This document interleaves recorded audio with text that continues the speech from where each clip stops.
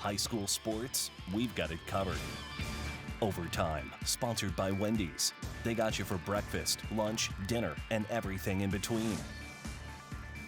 Hello, everyone. Welcome to Overtime, your place for high school football in the state line. I'm Scott Leber. And I'm David Greenberg. This weekend marks the end of this season. Players and coaches are out tonight and will be out tomorrow to give it their best shot and finish on a winning note. One of those players is Aquin senior Will Gustafson. We'll spotlight him and his brilliant career in a bit, but we're going to waste no time and dive into the game that was the focus of many people tonight, the Nick 10 championship game between Harlem and East. Yeah, the last time Harlem won the conference championship, Brian Benning was the head coach and Bill Clinton was the president. That was in 1997. The last time East won the Nick 10, Jimmy Carter was in the White House. That was 1978. So which team would break its long drought tonight? We go to Swanson Stadium to find out. James Cooper Jr. first quarter zings it to Dominic McCarron in the end zone, a 6-yard TD and a 7-0 lead. Second quarter, fourth down. Cooper the punter, but not on this fourth down. He throws the ball to Charles Weber. That's a huge play. He was knocked out inside the 20. A couple plays later, Cooper will get outside the pocket again, and he throws another TD on target to Desian Jordan. It was 14-0. To the second quarter, later in that quarter, Cooper going over the middle. This time it's Lazarick Ishman with a touchdown catch. Before halftime, the E-Raps try to get something going. Makai Matthews passes here. It's going to be picked off by Adrian Palos. Palos with a big return. He took it down to the 20-yard line. Cooper would turn that into more points. He throws another touchdown pass to McCarron. It was 27-0 at halftime. Second half, the Huskies strike on the ground. They had 2 touchdown runs from Adrian Palos, a great one here. It was 35-0. Now, C.J. Berry did bust loose for a 39-yard TD late in this one for East. A couple minutes to go in the game. How about one more Cooper touchdown pass to end his career and add to his conference record? A beauty to Jordan. A little giddy-up celebration by Cooper. Harlem wins it 48-8. The Huskies complete an undefeated 6-0 season. You get the school's first conference championship since 1997. I think it's a great thing for us. I mean, it's great for these kids. I mean, they like I said, they have persevered so much. You got it done, a perfect season. How special is that to be a part of that history? Man, it was very special because coming in, I only had 2 receptions in the first game, so I really wasn't expecting nothing big, but now I'm part of the books. What was the key to stopping that running attack? I think we were just fueled up. I mean, we've heard some things, people saying some things, we just were fueled. As a defense, we found it. A lot of pride after what you and the guys achieved here tonight, aren't you? Yeah, it feels amazing. I don't know if I'll take it off tonight. I might wear it home, sleep in it tonight.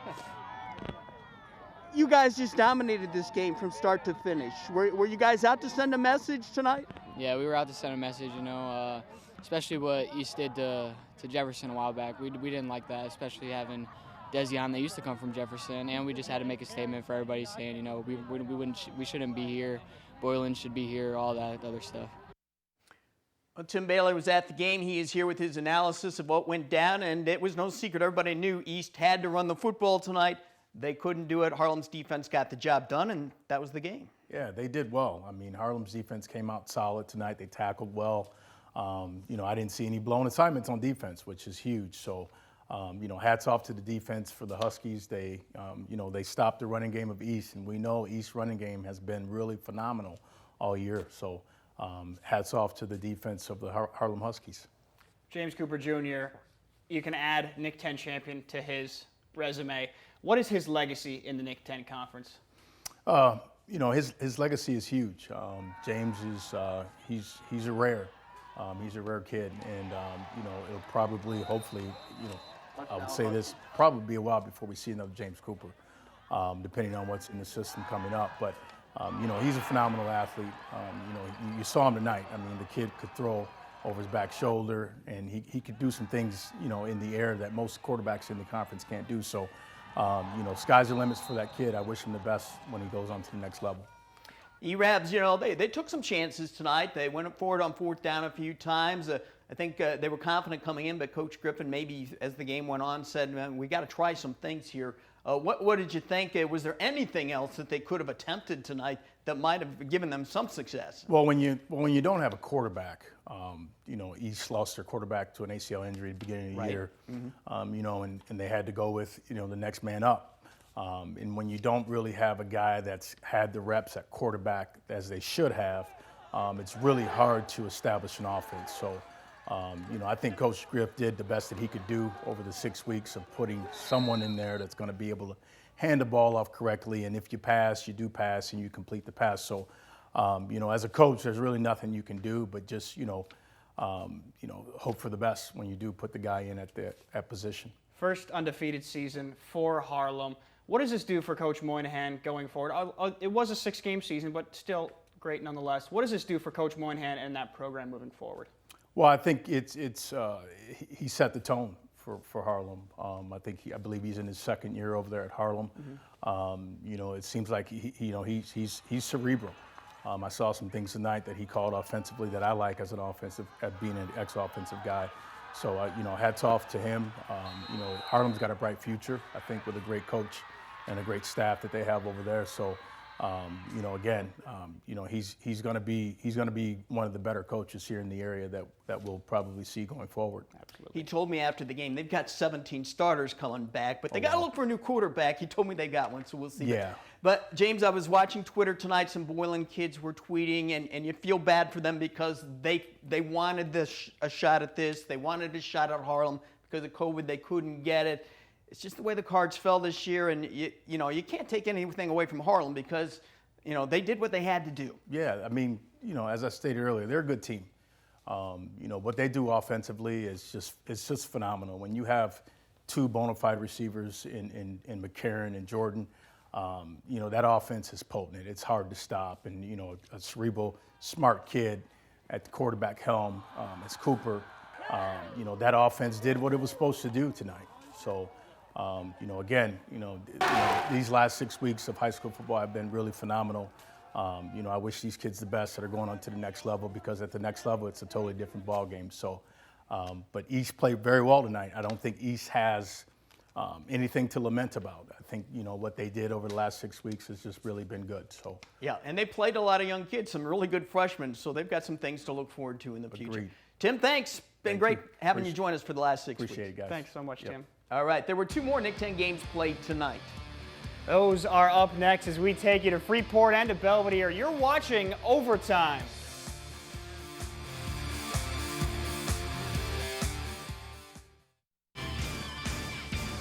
The Freeport Pretzels are one of the Nick 10 teams that were able to get in a full 6-game schedule this season. Win tonight on their home field would assure them of a winning season. Hononegah lost a game last week because of COVID. They had a long time to think about 2 tough back-to-back losses to Harlem and Boylan the previous 2 weeks. The Indians did not want to end their season with a 3rd straight loss. On their opening possession, Dylan Collins settled any nerves they may have had, coming in taking this up the left sideline before getting knocked down just outside the 5. He then punched it in a couple plays later to give the Indians the early lead. Not only was the offense locked in, the defense was flying around the field as well. That's Karsten Nordley getting in the way and picking off Xavion Segner before a pack of pretzels gets him down. So what would Hononegah do on their next drive?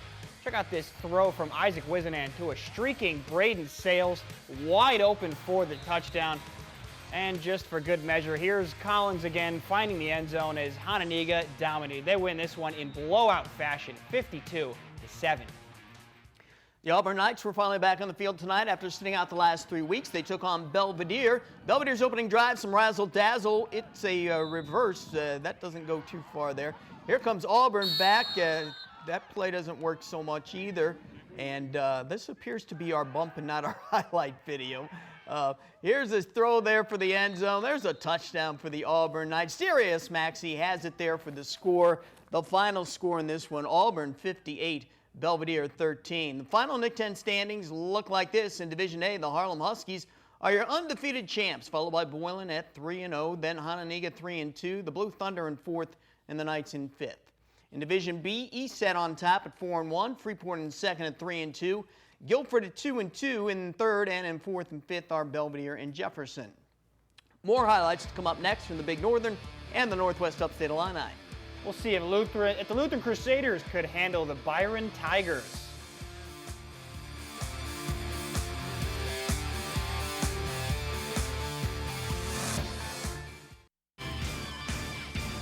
A 6-week football season got cut in half for the Rockford Lutheran Crusaders. They lost the first week when the Big Northern Conference decided to sit out that week. Their second week, they were in quarantine, and last week they lost their game at the last minute when Genoa Kingston went into quarantine. But the Crusaders did get to take the field tonight in Byron. The Tigers were trying to raise their record to 4-1. Lutheran has the ball in the second quarter. Joshua Edding takes the snap and finds Tag Habedank over the middle to pick up a nice chunk of yards. Edding here in the shotgun finds Habedank again. He makes a man miss and lowers his shoulder for a few more yards. Lutheran again with the ball here. This time, Edding's going to look deep downfield. But it's intercepted by Leo Adami. He says, thank you, that's mine now. Picking up a decent amount of yards on the return before getting pulled down. Byron knocking on the door of the end zone. Smith hands off to Josiah Featherston, who gets stuffed in the backfield by Jamar Pitts. Not much scoring in this one as Lutheran edges out a 6-0 win over the Tigers. At Winnebago, the Indians of the Big Northern hosted Stockton of the NUIC. Both teams needed opponents and found each other. To start the game, Winnebago quarterback Larson Garrigan fakes the handoff, gets a big chunk of yardage before being rustled down. Garrigan's going to keep it again. This time he'll roll to his left, but that time he cannot escape Stockton's Ashton Davis, who makes the big tackle. And Stockton brought out the Wildcat formation. Senior Andrew Haas finding Ian Brocious, who gashes his way to the end zone for the game's first score. Stockton led 8-0 at halftime, and they would barely hold on to beat Bago 16-14. There will be 2 games played in the Big Northern Conference tomorrow. At 1 o'clock, Stillman Valley plays at Oregon, and at 2 o'clock, Dixon will take on North Boone in Poplar Grove. Let's go to Lanark for some NUIC action between Forreston and Eastland Pearl City.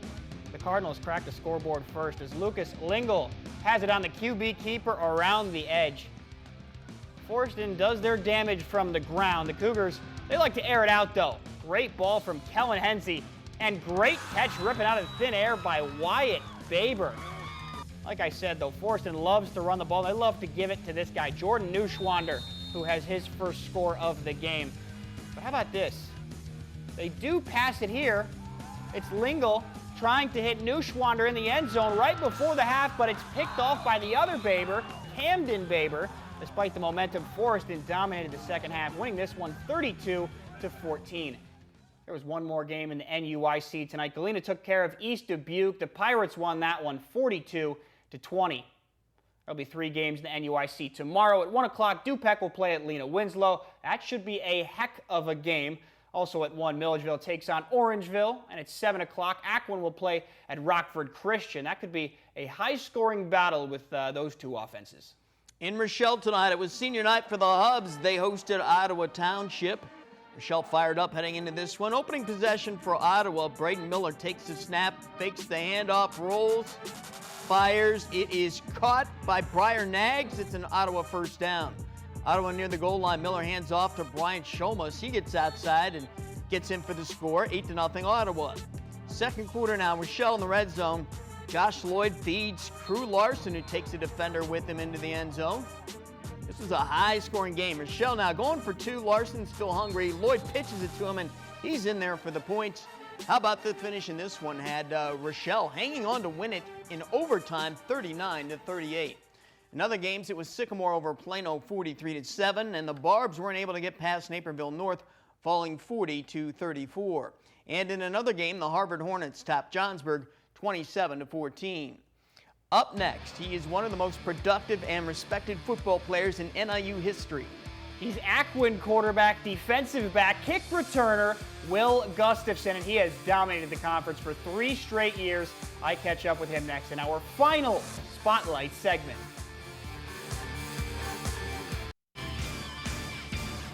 If you've ever watched this show before, you've definitely heard us mention the name Will Gustafson.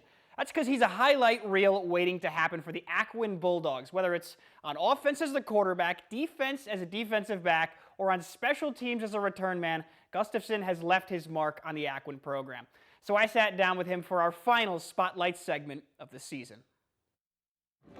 As the old Mark Twain saying goes, it's not the size of the dog in the fight, it's the size of the fight in the dog. William Gustafson, senior quarterback for the Ackwen Bulldogs, is a perfect example of that. My size, I'm 5'7", and then I'm about 145 pounds. Everybody kind of told me, come and get the job, that Will, he's the next one, and then you kind of see the kid and you're like, God, this guy's short.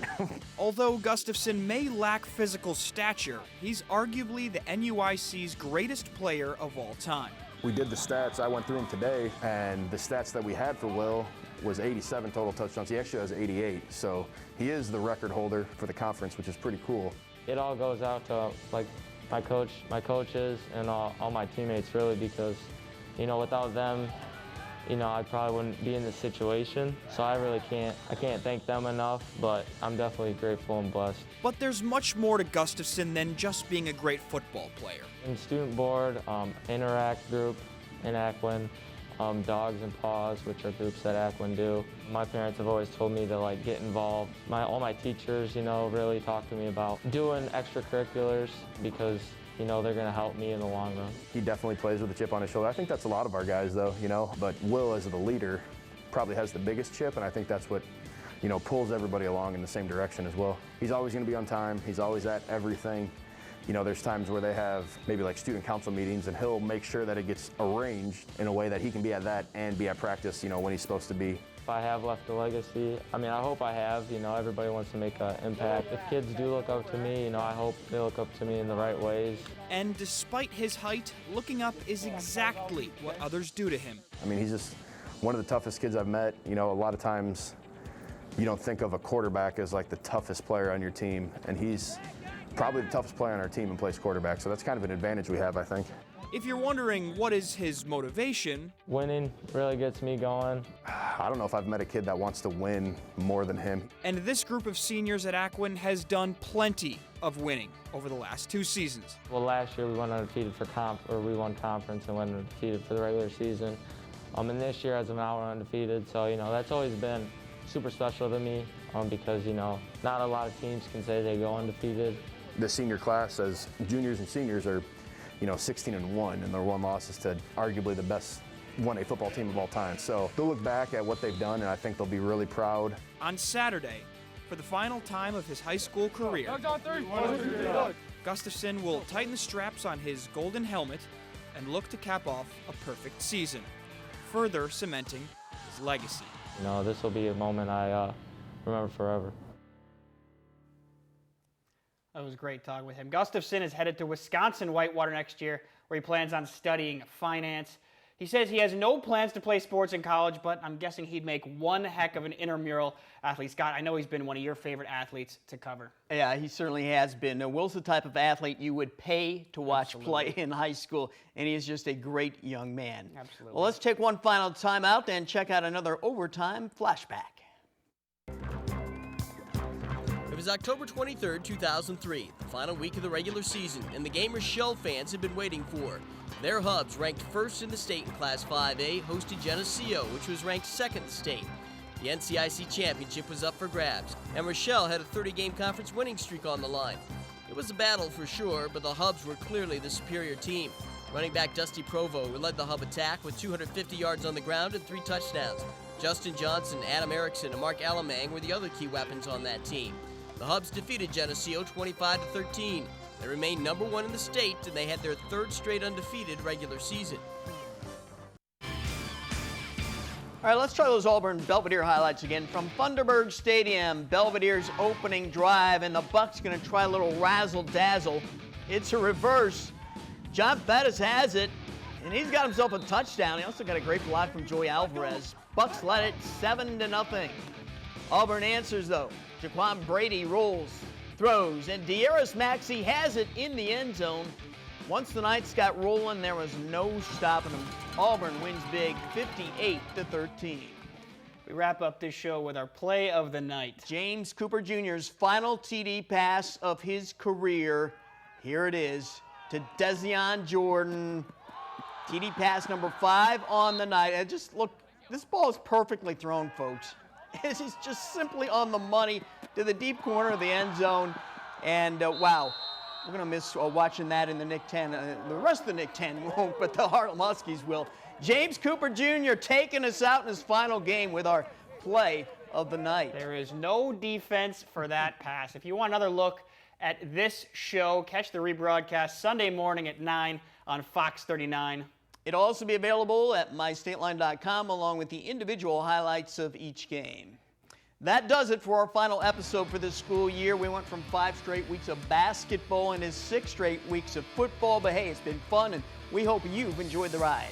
It has been a ball. Have a good night and enjoy your weekend, everybody.